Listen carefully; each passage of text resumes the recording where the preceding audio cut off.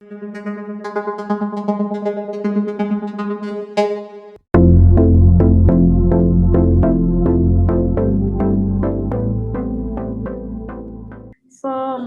Martina Villas is currently working at the Max Planck Institute for Empirical Aesthetics in Germany.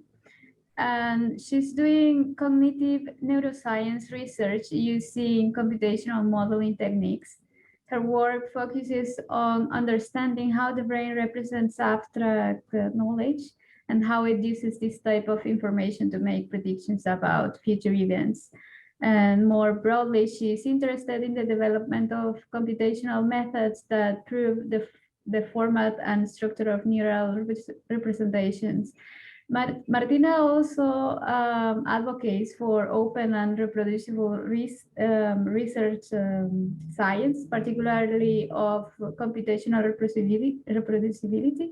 And she's a core contributor and maintainer of the Turing Way open source project, a guide of reproducible, ethical, and inclusive and collaborative data science. And she has been a past mentor and current expert in the Open Life Science program to help individuals to become open science ambassadors. Her talk is about evaluating the reproducibility, of deep learning research in cognitive computational neuroscience. Thank you, Martina. Okay, so hi everyone. Thanks a lot first to the organizers for inviting me and also for creating this amazing community of LatinX in AI is amazing. And as Sarah said, today I'll be talking about reproducibility of deep learning models in cognitive computational neuroscience. And before starting, a little bit about myself. Currently, I'm a cognitive neuroscience PhD student at the Max Planck Institute in Frankfurt, Germany. I'm also, as Sarah said, a core contributor of the Turing Way, and I'm going to talk a little bit about the Turing Way later on. And I was born and raised in Argentina, although I'm living in Germany now. And yeah, here's the link. Again, I pasted it in the chat, but for the talk today. So my talk focuses on reproducibility, so we better define what I mean by reproducibility, especially because there are many definitions of reproducibility, and they are often used interchangeably to mean different things. So I'm going to use this table to define it. We call reproducible research when we take the same analytic steps on the same data set as the original research, and this produces the same answer. This is different from replicable research, where we use a different but similar data set and we carry out the same analytic steps, or robust research, where the data set is the same but the analyses are different but similar, or generalizable research, where the data set and analysis are both different but similar, and in the hopes that we get a similar answer as well. So I guess that we can all agree that these four things are very important for making sure we do important scientific advancements, but if we cannot ensure that our work is reproducible, we can hardly ensure that it's replicable, robust, or generalizable. So this is like the lowest standard we should aim to cover in our research. But a few years ago, many people started talking about what they call the reproducibility crisis, because many investigators across many different research fields started reporting that most scientific findings within the research field were in fact not reproducible. And this led to the development of many tools, especially created or tools that were enhanced to ensure reproducibility of research findings. But worth noting that these tools are not only for sharing code and data of our research project. There is actually many more aspects that we need to ensure of our research if we want to make reproducible research, and I'm just going to mention a few. So for example, it's very important that we capture the computational environment of our research, and by computational environment, I mean, for example, the software that we are using, its versions. So if, for example, I would use Python, which version of Python I'm using, if I'm using PyTorch, which version of PyTorch, under which operating system I'm working on, etc. And there are many tools for capturing, sharing, and executing others' computational environment. These are just a few. If you follow the link down there in my slides, there's a whole chapter about the differences of these tools and how, like, the different capabilities they gave, but I don't have time to cover them all in my talk, but there is a lot of material out there to read in detail about this. Another important aspect is to use version control systems, which basically track the history of our research and the changes that we made throughout our project. And the most well-known currently is Git, of course. It's also very important to have good documentation of the code and data so that others can easily understand how they can inspect, run, and modify the diverse elements of our project. And user-friendly documentation of code particularly can be used or can be achieved, with tools like Sphinx or by following well-known guidelines for creating doc strings like NumPy docs if you use Python. These are just some examples. It's also very important to test our code, of course, to make sure we're not introducing codes that may affect the reproducibility of our findings. One of the most well-known testing frameworks in Python is PyTest, and if you're working collaboratively, it's also very important to add some continuous integration techniques to your project, which basically test the code base every time one of the collaborators wants to merge a change in the code. And that's all before actually merging the code, so you make sure that you're not introducing bugs. And finally, of course, we have to make our project open source, and it's very important to know that making our project open source does not only mean to upload our code and data and other elements of our project in a public hosting platform like GitHub or Bitbucket. It also means to add a license to our work. If we don't add a license that lets others to freely download and reuse the elements of our project, we are actually not creating an open source project. But as I said, these are just some examples of tools that allow us to conduct reproducible work. Unfortunately, there are many educational tools out there that teach us how to use or the conceptual or the theoretical background of these tools. And one of those is the Turing Way, which I'm a core contributor of.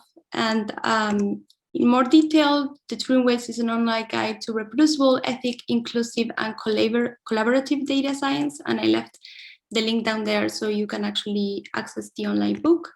It was originally created by Kirsty Whittaker, who is now the program lead for tools, practices, and systems at the Alan Turing Institute.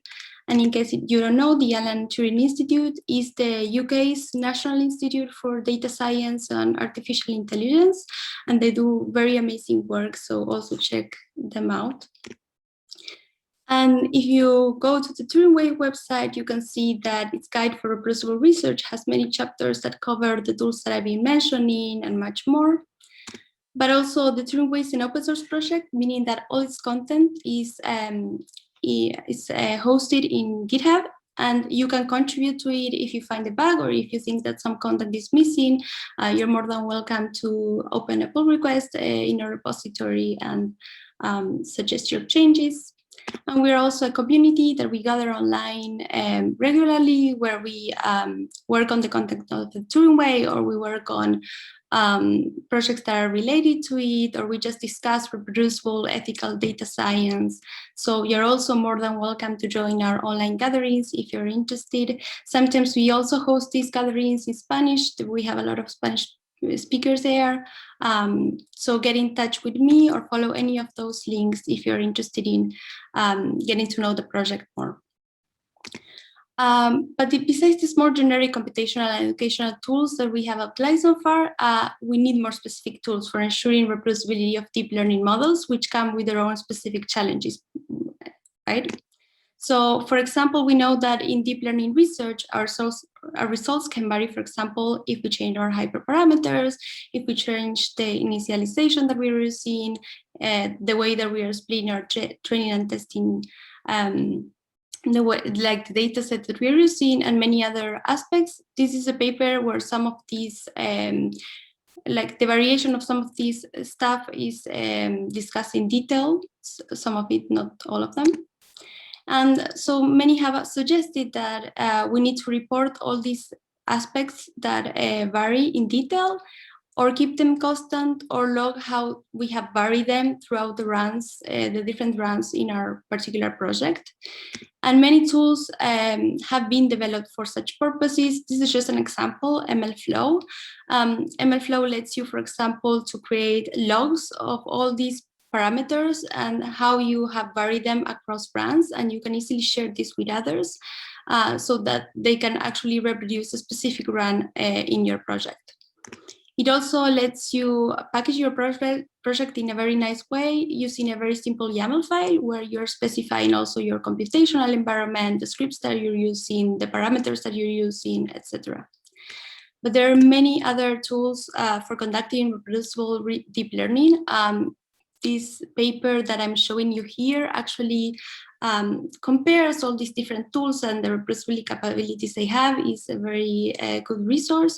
And there is also this awesome blog post by Gustav where he lists different tools according to the reproducibility capability they are helping ensure.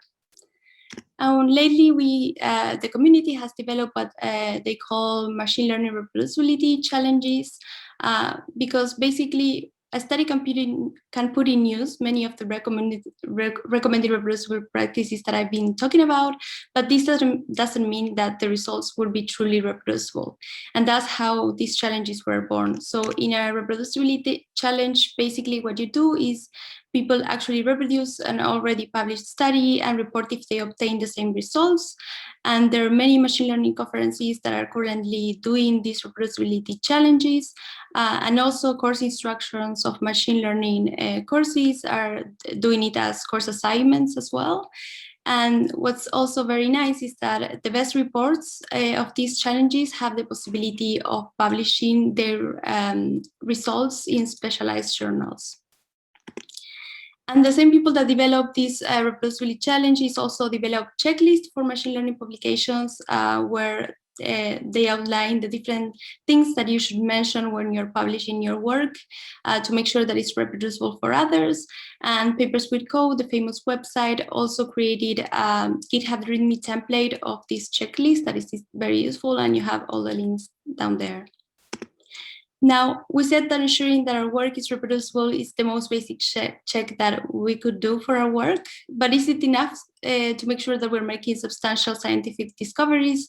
Many, and I agree with them, have argued that it's not. So if we go back to our reproducibility table, we also need to make sure our scientific claims should also be backed up by replicable, robust, and generalizable research. And in deep learning in particular, this leads us to the distinction between a model and an instantiation of a model, which has been discussed in detail by Pedro and et al. A model is what we are trying to estimate in science, but an instantiation of a model is just a specific instance of a model with, for example, a specific set of parameters like the random seed that you're using, the train test split that we are using, etc., and also a specific or a particular computational environment and code base that we're using in that moment. And an instantiation of a model is just a useful probe to better understand the model, but it's not what we're trying to really estimate in science. And to cite Boutillier, sources of variation, such as the initialization, should not be fixed. Scientific conclusions on a model that are limited to a single instance are very weak. And basically, this means that if we want to make sure our scientific claim is generalizable, we actually need to explore its performance across these sources of variation that we deem irrelevant for our scientific conclusion. So for this, we need to follow these steps, right? We first need to make our scientific claim very clear, and the more specific, the better. So this is an example that is not so specific, actually. Model A performs better than Model B in visual segmentation tasks. We then have to ask ourselves, okay, which sources of variation should not affect the scientific claim? So for example, the computational environment, the initialization, the test string split, the data set should not affect that claim. And notice how some of these might not be valid if we had been more specific in our claim. So for example, if we had said model A trained on data set X performs better than model B trained on data set X in a visual segmentation task, then data set would not be a source of variation that we need to check for. And then we investigate the generalizability of the claim under those irrelevant conditions, under the variation of those irrelevant conditions. So it becomes evident then that different types of scientific claim call for different types of generalizability checks. And so some of my work has been to focus on which generalizability checks are important when we use deep learning models in cognitive computational neuroscience. So in case you are not familiar with what cognitive computational neuroscience is, which I will call CCN from now on, is to understand how the human brain implements cognitive functions. And by cognitive functions, I, for example, mean perception, attention, memory, problem-solving processes, etc. So notice that we have two different goals in deep learning research and in CCN research. In deep learning research, we try to build a deep learning model that achieves the best performance for a task or a combination of a task and a data set. And in CCN research, what we are trying to do is build a neurobiological plausible computational model that performs cognitive tasks similar to humans, so that we can actually say something about how the human brain operates or represents information. And a particular type of computational model that we can use are deep learning models, but there are others that we could also use. So just to give you an example of how we can use deep learning models in cognitive neuroscience research, we can actually build a deep learning model to predict brain activity. This is just an example of a type of brain recording that we do. fMRI recordings are called. Or we could also do create or build a deep learning model to perform a cognitive task. And we also ask a human to perform the same cognitive task while we are recording brain activity. And then we basically compare the representations and the computations between the artificial neural network and the biological neural network that is actually the brain, right? Or we also explore the deep learning model as we were exploring the brain. And besides the particular type of modeling that we are doing, we also have different goals with what we are trying to achieve with these deep learning models in cognitive computational neuroscience. So for example, we could try to create a mechanistic model, meaning we could be trying to say something about how the brain computes information. So for example, maybe I want to explore different network architectures to see if one is more similar to the brain. Or for example, if I were using convolutional neural networks, maybe what my aim is to try to understand if the visual system of the brain actually performs something that is similar to convolutions. Or also maybe I want to know if the brain seems to be following a particular objective function, etc., etc. We could also try to, or our aim could also be to try to understand how the brain is representing information. And for this, we don't care so much about the network structure, but just how the representation that the deep model arrives to, and compare that to the brain. Or we could just use deep learning models as decoding models, meaning that we are trying to understand what information is used by the brain in a particular moment, but we are not trying to say something about the computations or the representations, just we want to make sure that there is some information that is being decoded by the brain in a particular instance. So as you can see, all these different types of calls that we have also call for different generalizability checks.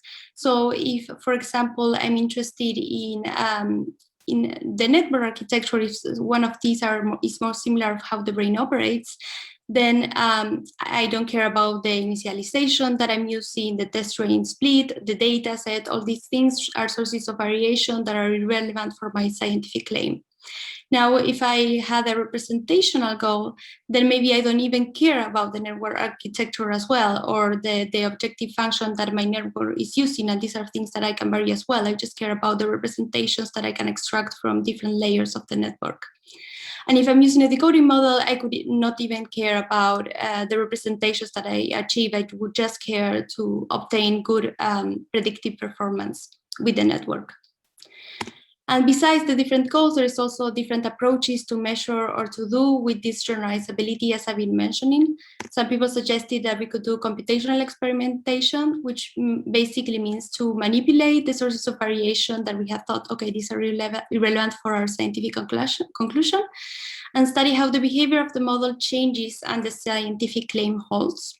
So, for example, if you are theorizing that a particular neural architecture is informative of how the brain operates, then we could systematically manipulate not only the architecture that we are using, but also other elements that are considered irrelevant, like the learning update rate, to investigate if it's not that a particular combination of an architecture and a learning update rule that is most similar to humans. And this approach is informative because if we find that it's indeed a particular combination, and not just a network architecture, then that's like an interesting finding in itself. It tells us something about the brain in itself too.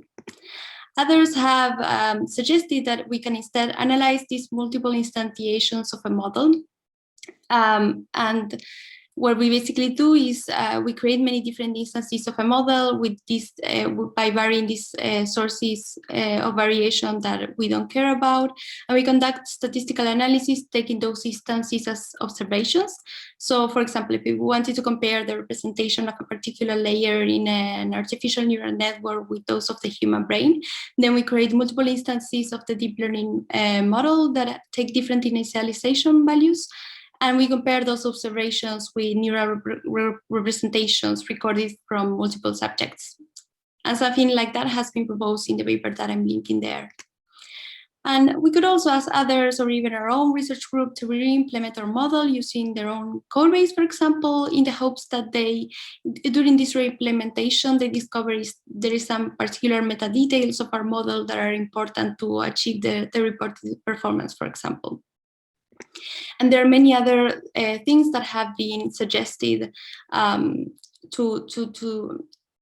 how to approach generalizability checks.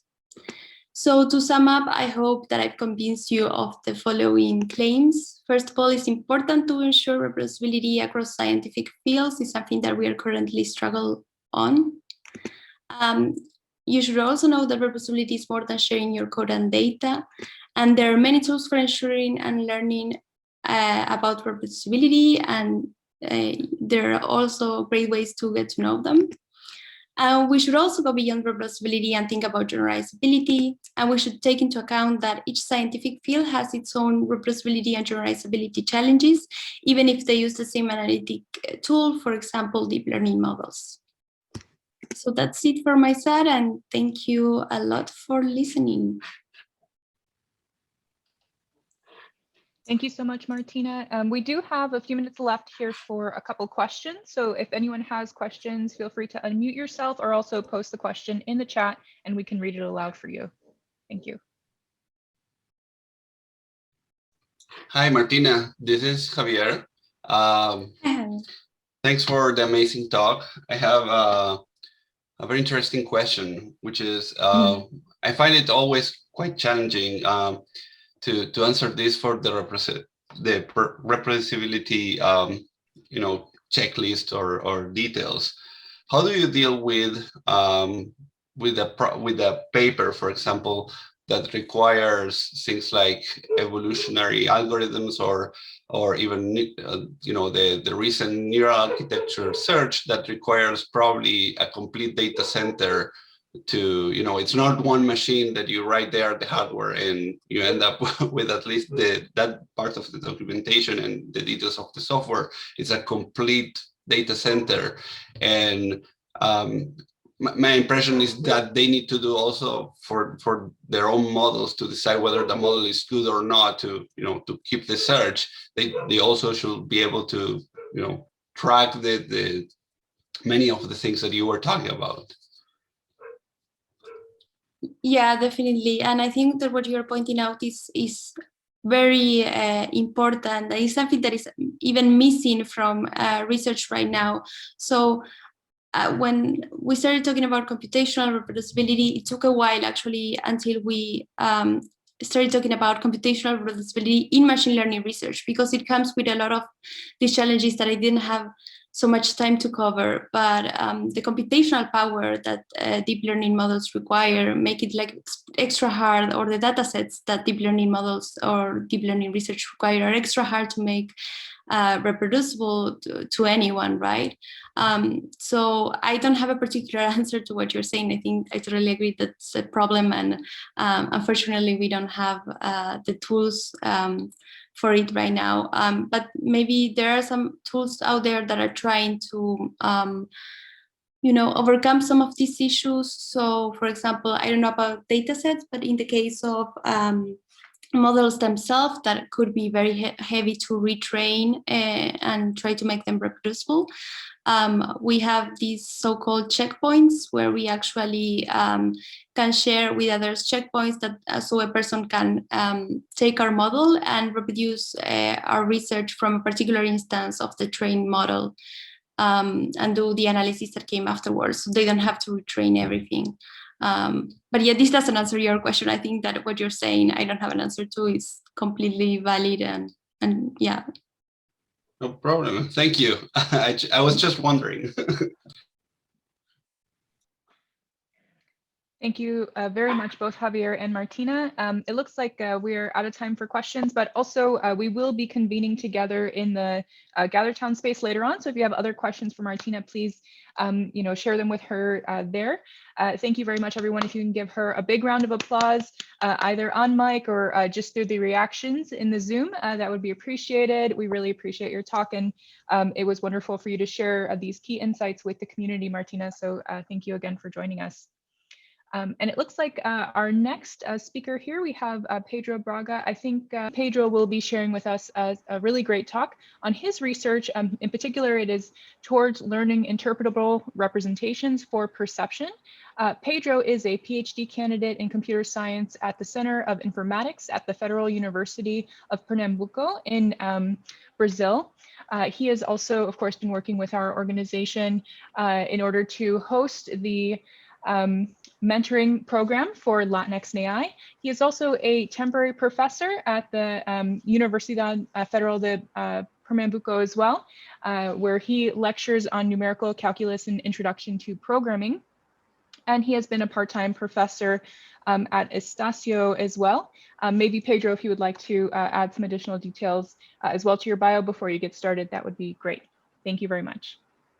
So good morning, everyone. Laura, thank you for your introduction and also for the invitation to be here. Not only you, but also Javier and all the others organizers. So it's a pleasure to be here and talk a little bit of my work, of my current work here. So first of all, let me try to complement a little bit of what you have said about me. So currently, right. I'm at the Federal University of Pernambuco. I'm advised at my PhD here. My background is from computer science. At the Federal University of Pernambuco, I completed my master's in 2019. Right now, I'm in my PhD right now, so I'm the course of my PhD, being advised by the same professor that advised me in the master, so Professor Selforganizing, which is here. So thank you for being here. Also at the Federal University of Pernambuco, I'm acting as a temporary professor, lecturing some classes for undergrad students.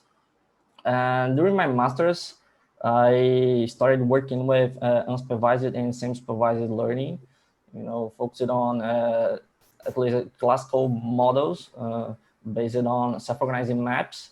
And then we dive into it and start put a step into deep learning and combining our classical approaches with deep learning.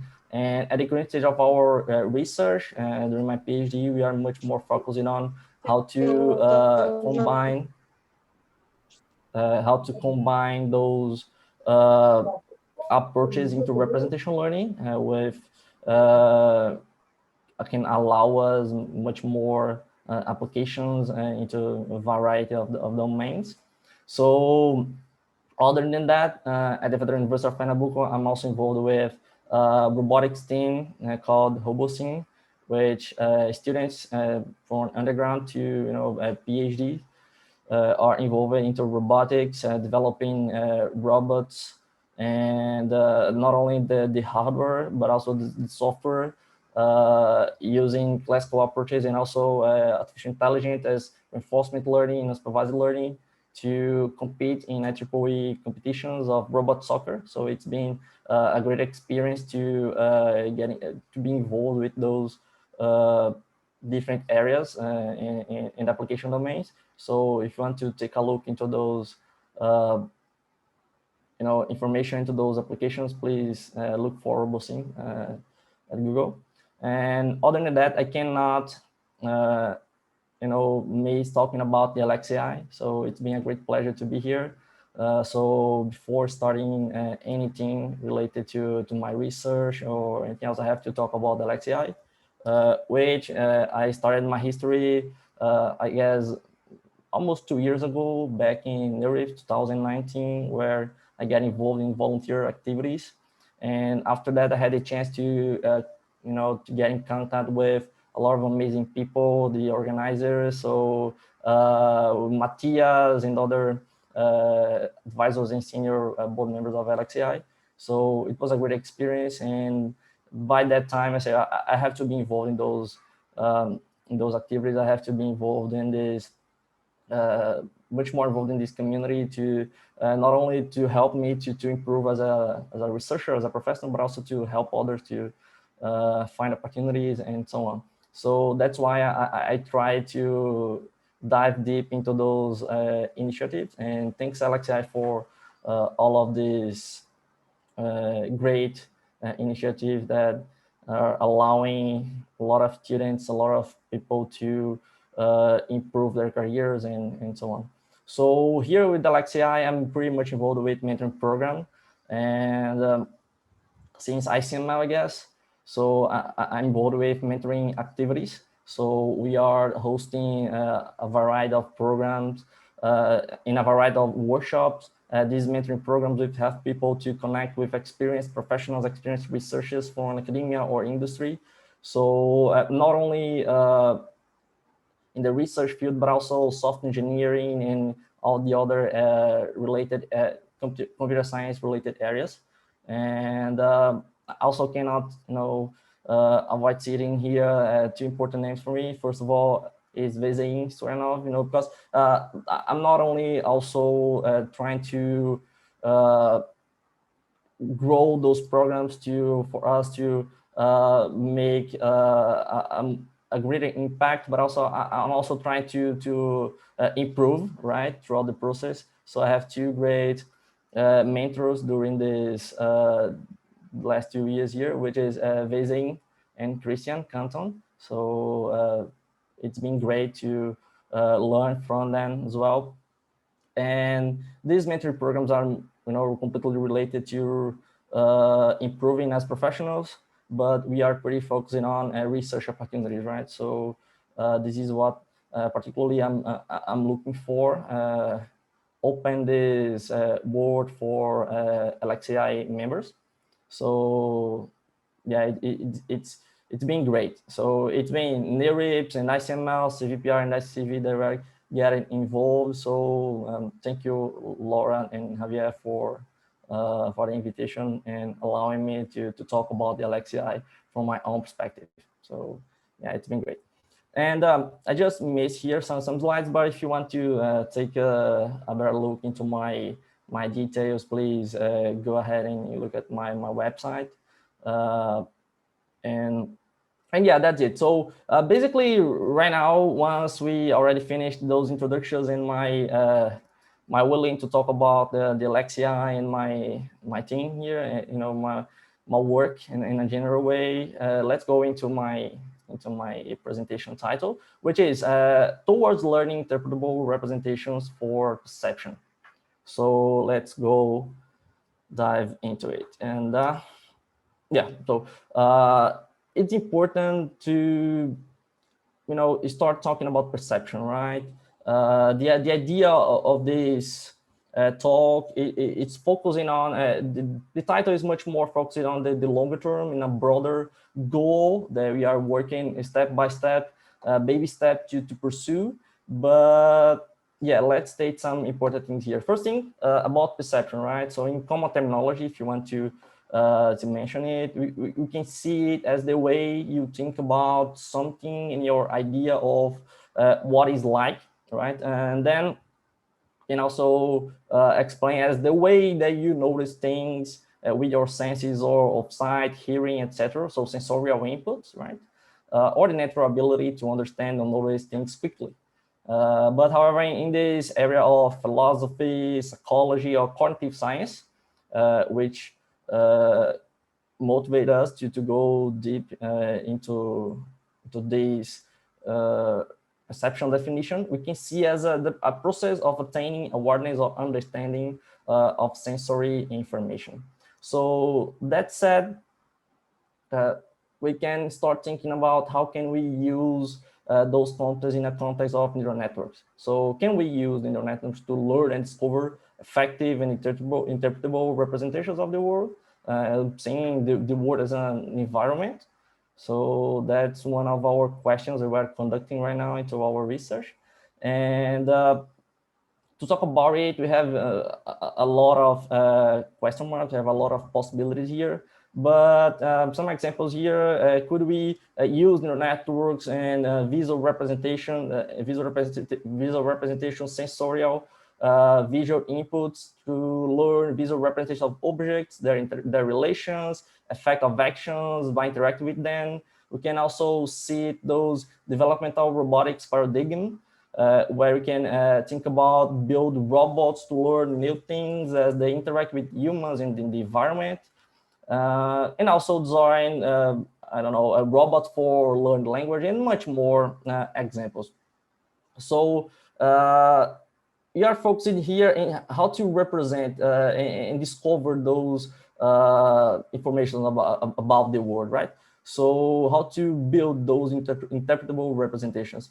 And neural networks have been showing a great potential in building those representations that are not only being used for performing tasks in the particular neural network was trained for, but also for correlated tasks. So it's been very great to see those improvements. And the first improvements on the area were related to supervised approaches, which is great. However, we have increasingly gain of information, of data, and much more unlabeled data, right? So at the current day, labeled data is gold, right? Where unlabeled data, we have the chance to find in a greater portion. So in that sense, it's important to mention that labeled data is a hard thing to use.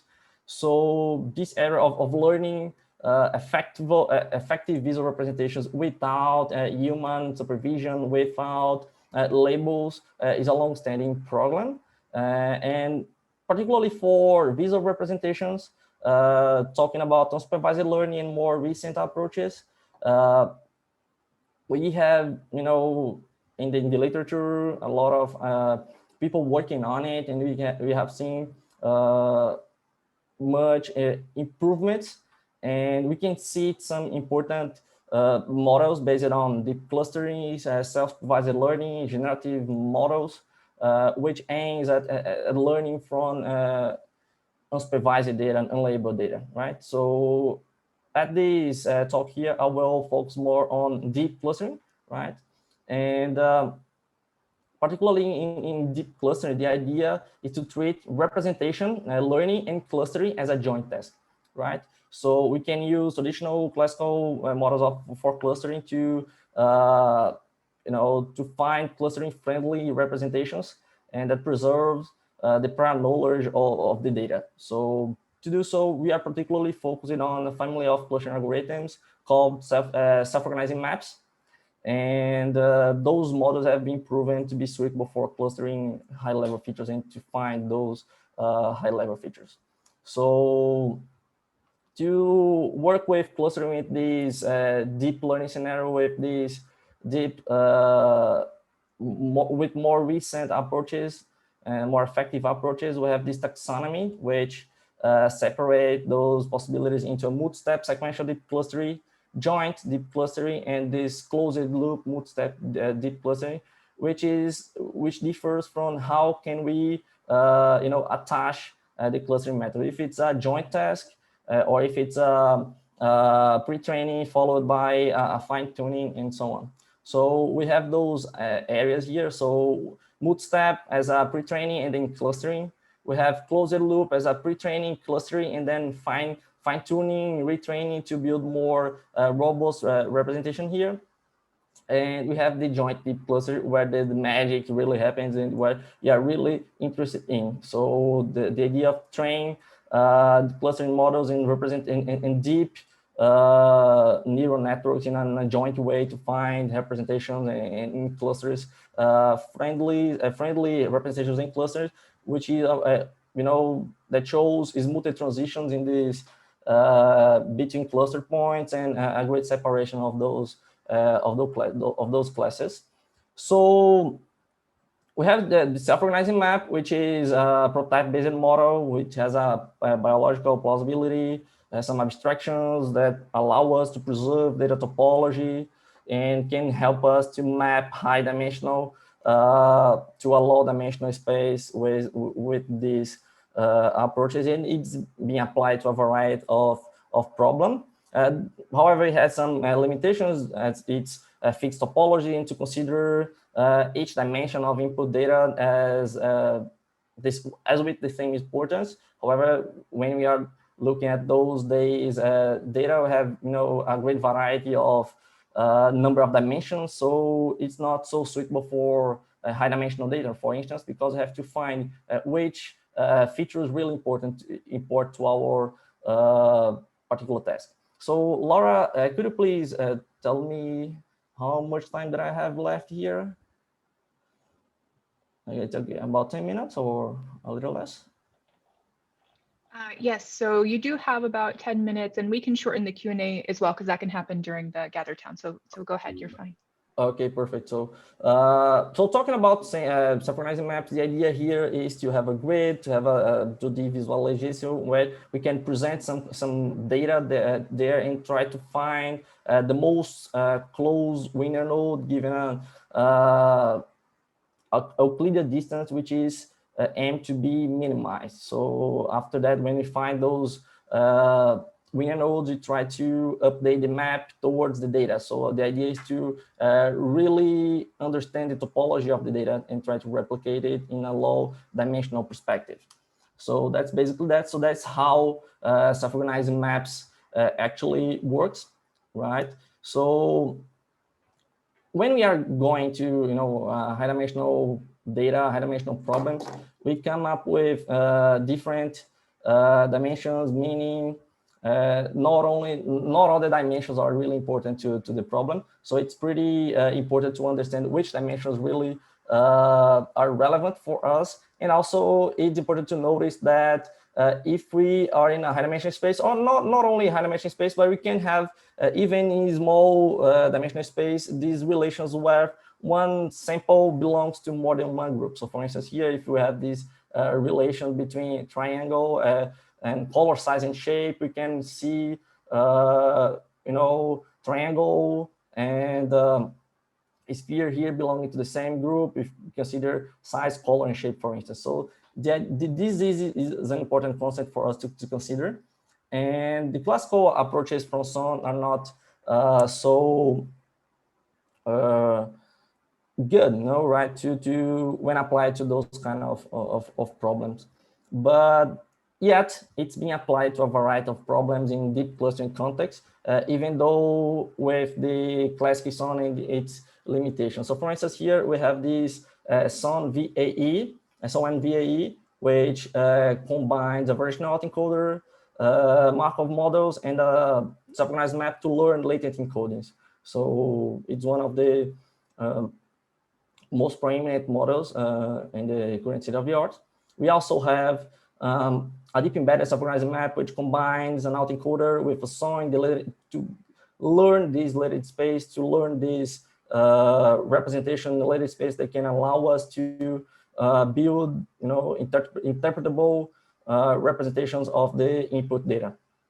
So there are some examples, but due to the limitations of the self-organizing map, we are working on variations of self-organizing map that allow us to understand and identify which which dimensions are really relevant to the problem. So this is one example. We have this local adaptive receptive field dimension selective self-organizing map, which is a purely unsupervised model that learns local relevancies to the input dimensions, has a time varying structure which allow us to be more dynamic, and it's pretty great on those kind of problems. And I'm sorry, we have some variations of the more recent variations of these LORF-DS and SOM models that can work not only in an unsupervised scenario, but also with semi-supervised scenario, where we can include some concept from the traditional learning vector quantization definitions into these models. We have one variation like that. You can also have more robust models based on SOM. They can allow us to adaptive understand the local thresholds of a given particular group. So the idea is to understand really which is the area of the latent space that this particular group or class are being located. So those models are allowing us to go one step ahead into representational learning with self-organizing maps. So we scale those approaches to deep learning to work with more recent frameworks, and we have all of those implementations in a parallel structure using GPUs in a deep learning context, completely attached. So it's been great because it's not so common to see self-organizing maps being applied that way. So we have some works on it. And then some of our work in here. So if we consider those idea of attach a self-organizing map in the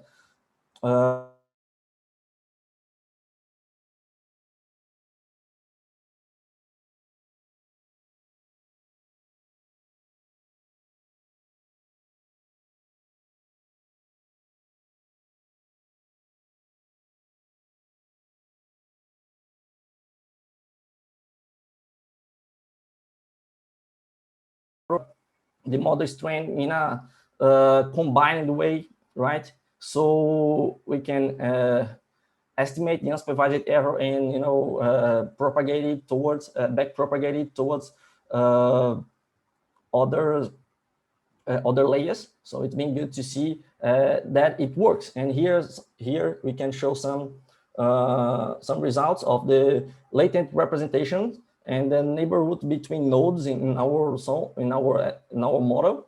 So we can see here that some classes have some relations between them. So we can see like a 4 being related to a 9 and a 7, which is pretty good to see those kind of relations, right? And see how the model can, depending on how it's settled, how it can separate data and be very isolated depending on the way we cope and attach the model in a more complex data. So we also show here that we can, this idea of learning relevancies in which dimension really important always matters. So we can see a prototype here at A, and then if we remove dimensions of the input data, which are pretty relevant, much more than 60% relevant, we lose interpretability. However, if we can ignore unimportant relevancy, unimportant dimensions like less than 0.3, 30%, we can maintain the interpretability of the model and the input, right? So that's basically that.